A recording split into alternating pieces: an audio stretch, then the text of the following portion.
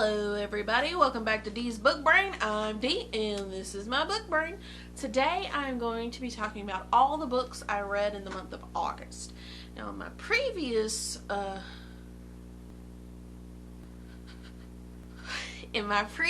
what did I read in the month of, I had a disclaimer that not every book that I read in that month actually was completely read in that month. Most of them were just finished in that month. That is not the case with August.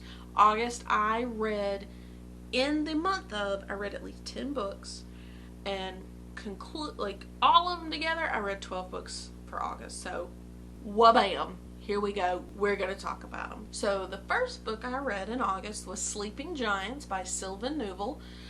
You're going to notice that I actually don't have any of these books in my possession, and I'll explain why, and that'll actually also be another video, so have fun.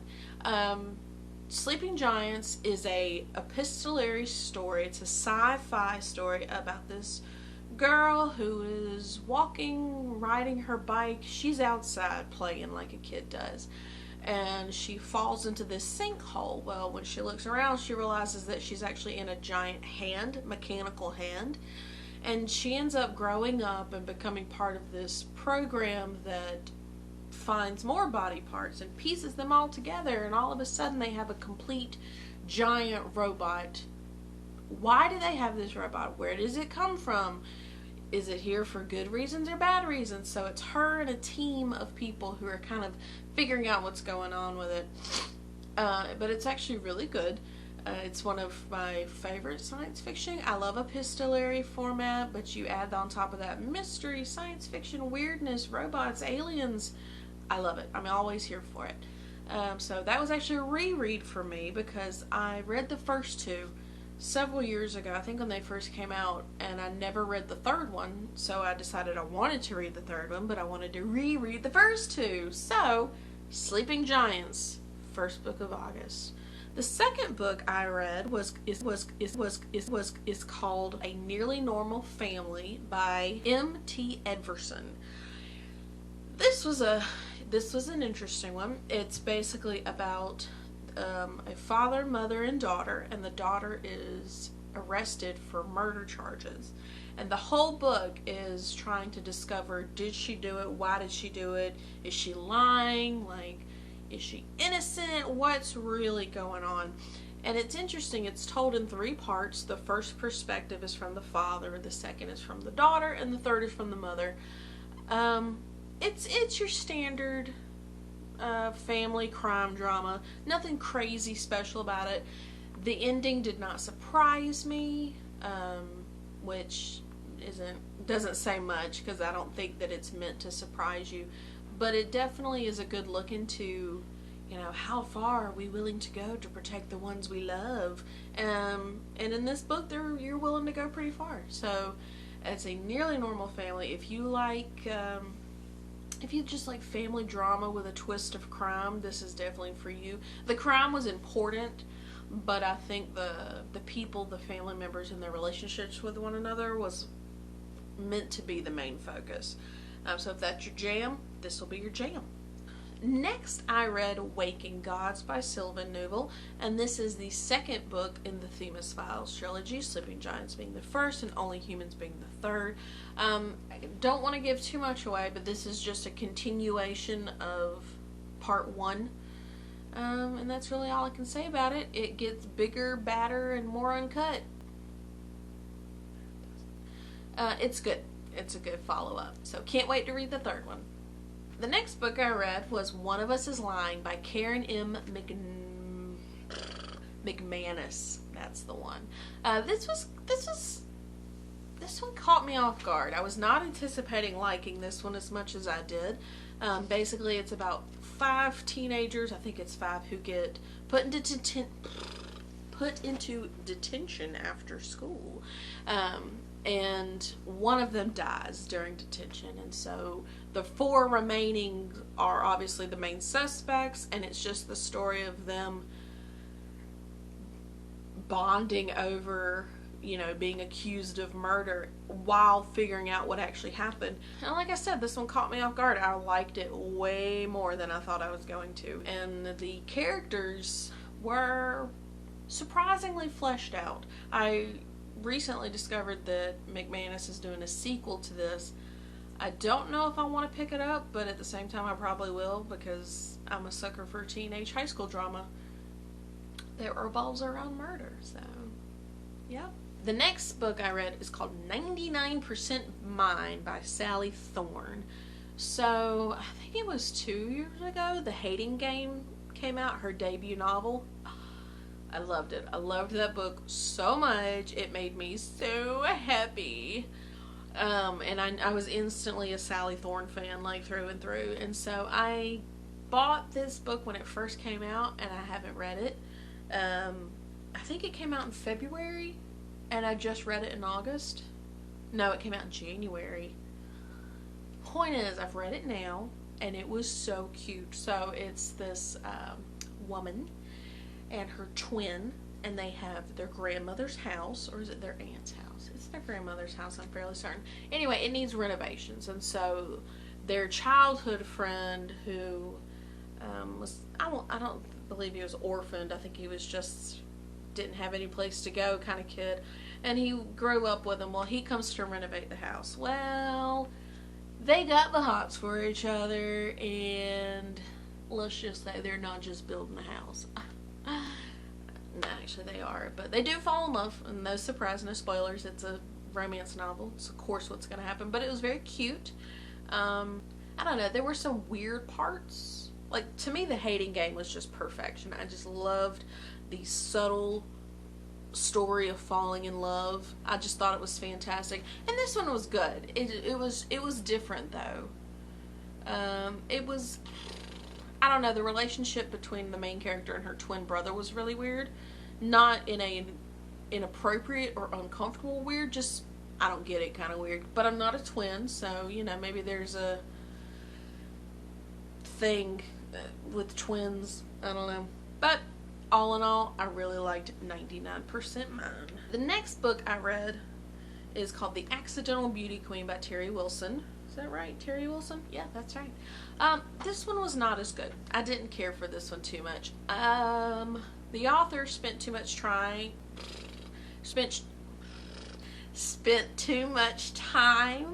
trying to convince you of how quirky the main character was. If I had to hear the fact that she was wearing a Harry Potter shirt one more time, I was gonna lose it. There was something else. Yeah, so I'm not saying that Harry Potter is the end-all be-all of literary achievement, but everybody knows what Harry Potter is. Like, even if you've never read it or seen it, you know what it is, and there are just certain words associated with Harry Potter that you just know. You just know those words. You know they're Harry Potter words. But Terry Wilson spent a lot of time explaining what Harry Potter things were, and that was a little irritating. And at one point she explained what a TBR is. And again, I'm not saying that everybody who reads books knows what all these terms are, but I mean, you don't have to explain it. Instead of calling it a TBR, just call it your to be read list. Like, you don't, you know, just take the explanation out of it. But anyway, I felt like the author was holding my hand throughout the whole book and not letting me come to my own conclusions, which was kind of irritating. And the love story was really, like, I don't mind insta love. I don't mind shallowness. Bring it on.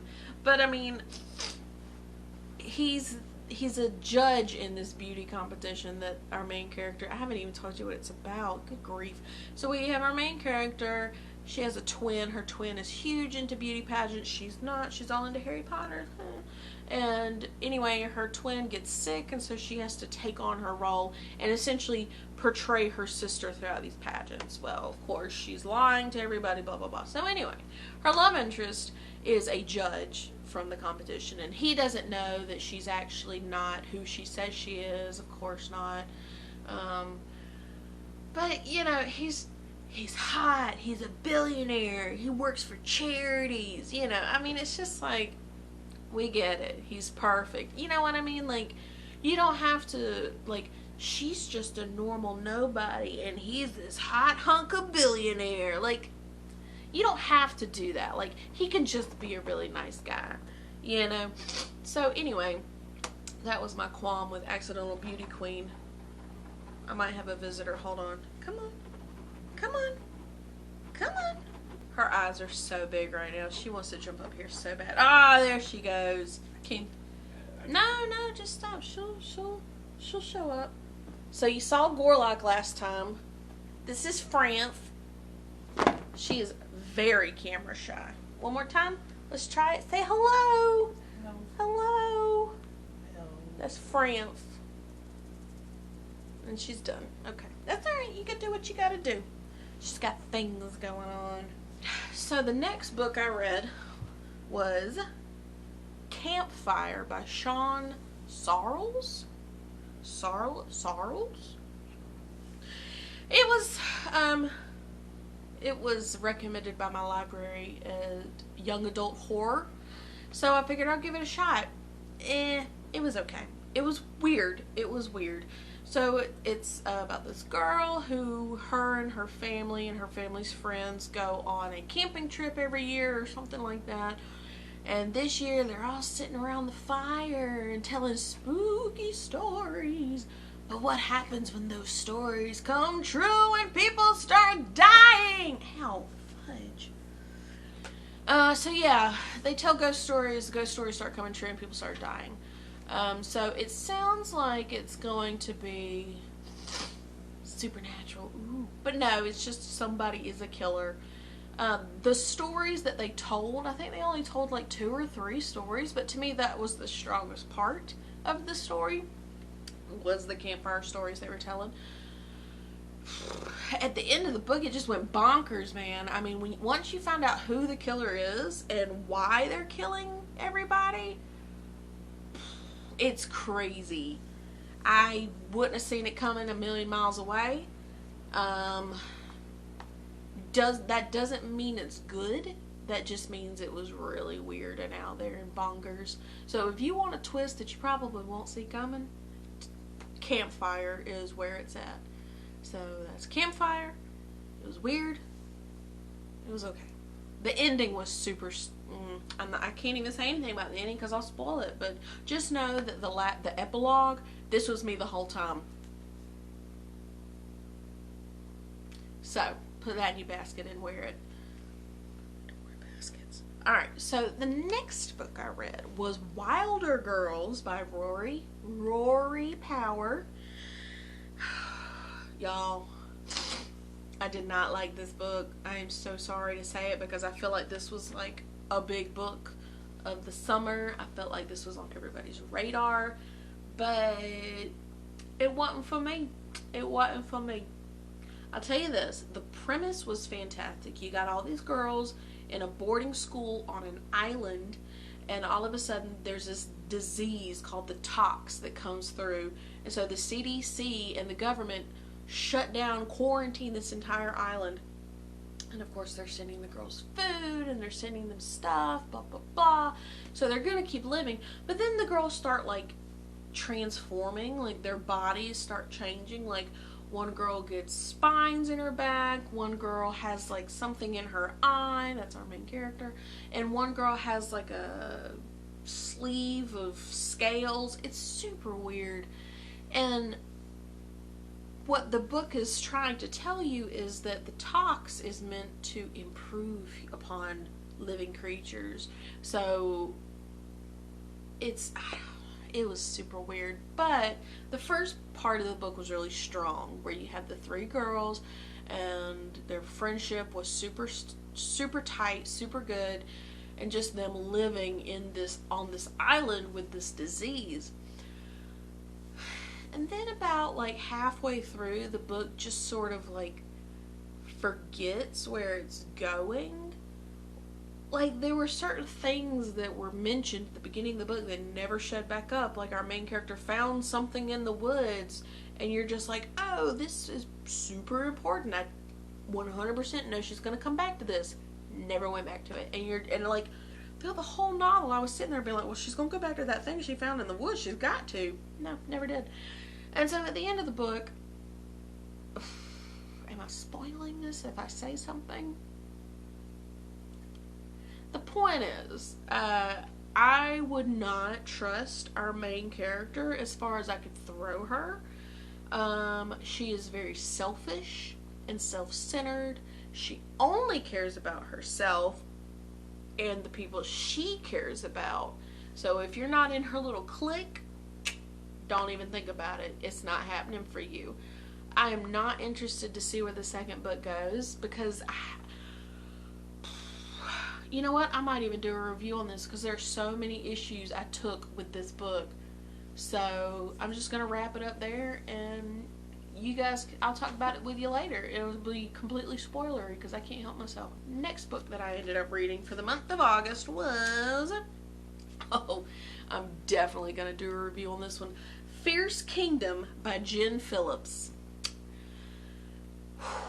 This one took me for a ride, y'all. Okay, so this is about a mother and her son, her very young son, and they go to this zoo. I don't imagine that it's like a regular zoo where it's like 50 to 60 bucks to get in, because they kind of go like every day or every other day, so it's like a ritual with them. So unless they have season passes to the zoo, I'm assuming it's kind of like a smaller zoo, more like a park / zoo situation. Anyway, so it's about closing time, and they're trying to get out of the zoo, and you know, the little boy's just like, oh, one more thing, and so by the time they get to the exit, they see dead bodies laid out, and the mom looks and she sees this guy coming out with a gun of the bathroom. He's coming out of the bathroom with a gun, and she's like, oh snap. And so the rest of the book is them fighting for their lives, well, hiding for their lives. I enjoyed this book, but I have so many thoughts on it. This was definitely a case of where you're at in your life determines how you interpret a book. So I do not have children, therefore my reading of this book would be very, very different from someone who does have children. So that's all I'm going to say about it. I will have much more to say in another video because this book just, I couldn't stop. Alright, so that's Fierce Kingdom. So the next book I read was Beauty and the Clockwork Beast by Nancy Campbell Allen. I love a good Beauty and the Beast retelling. That is what I wake up for, okay? I wake up for this! So, I had this in my Kindle for a very long time, a couple of years. It's Beauty and the Clockwork Beast, so it's, you know, Victorian steampunk retelling. And so I was thinking that this was just going to be another like, ooh, beauty, ooh, beast, wham, bam, thank you, man. You know how those stories go. It was not that at all. This, yet again, this is like the month of Take D by surprise. Like, this book, I was so, like, from the first page on, I was like, I can't wait to finish this book. I'm just going to lay it out. The furthest our main love interests go is kissing. That's it. But by the time you realize that, you're so ingrained in this, like, murder mystery, secrets and lies concept. Oh my gosh, it's got everything. It's got vampires, it's got werewolves, it's got ghosts, it's got blimps, it's got ray guns, it's got it all, y'all. So, you know, it follows the standard Beauty and the Beast tale. Our main character, she is checking on her cousin who's her cousin's husband is the Beast's brother. And so they all live together. So she's coming to check on her because she thinks something's wrong with her. Like, her cousin keeps getting sick. And so she's just a firecracker. She just dives head first into whatever's going on in this house. But the truth is, like, this book was it was an adventure book. Like, it advertised itself as a proper romance, and it was proper in the sense that, you know, there was very little, there was a lot of kissing, don't get me wrong, it wasn't like prudish or anything, but like, the romance was just almost secondary to like the exciting action and adventure going on. So this one definitely surprised me, but I absolutely love this book. So Beauty and the Clockwork Beast by Nancy Campbell Allen, and there's a whole like series of proper romances where it's like steampunk fairy tale retelling, so I'll probably end up picking up another one. So the second to last book I read was The Toll by Sherry Priest. And as you may remember, I got this in August Nightworms book unboxing. It's funny, in the video I think I said I was the least excited about it, but it's actually the first one I picked up. It was not very scary. It wasn't even that great of a mystery thriller. But the premise is this guy and his wife go to the swamps down in Georgia on their honeymoon, and all of a sudden they cross this mysterious looking bridge, and next thing he knows, he's waking up outside on the ground and his wife is missing. And so the story is him figuring out what happened to her. But what I loved about this book is the atmosphere that Sherry Priest creates. I mean, I live in Georgia, so I'm very familiar with the swamps and the whole small town feel. Like, I get it. And so when I see a writer capture that so perfectly, I mean, it's probably one of the most atmospheric books I've ever read in my life, and it was just so fascinating to see. Like, the story almost didn't even matter. Like, she could have just described the town forever. But the story does matter. And she brings in so many paranormal elements. Like, but she writes so, I mean, everything is just so in tune and so perfectly refined that when you hear about a house full of dolls and somebody giving ribbons to the dolls so that they're appeased, like, you don't think it's weird. You're just like, yeah, that's what happens in this town. I totally get it. No, it makes perfect sense. And it's just so good. I mean, I would recommend anybody who needs to, or who wants to see atmosphere done right, to read The Toll by Sherry Priest. This is one of the most beautiful books I've read in a very long time. And the beauty is strictly from writing. I mean, it was just perfect. I loved it. Now, the last book I read, it was a doozy. It's the first book like this I've ever read, and that is Bonesaw by Patrick Lacey. So, basic premise is, this is about a guy who is obsessed with this, like, underground cult director of horror films, like, gory horror films, and he finds out that the director is actually shooting a movie in his hometown. And on the outside, he's like, woo, this is great, but then he meets the director, and the director's a super jerk to him. But you're also seeing the story from the perspective of a lot of other people, and it becomes very clear very quickly that this film being shot is way more sinister than the public believes it to be. And this is a short book. This was a novella. I want to say, how many pages was it? It was 186 pages, so just under 200. But there was so much packed in this book. I mean, it was a full-fledged horror film.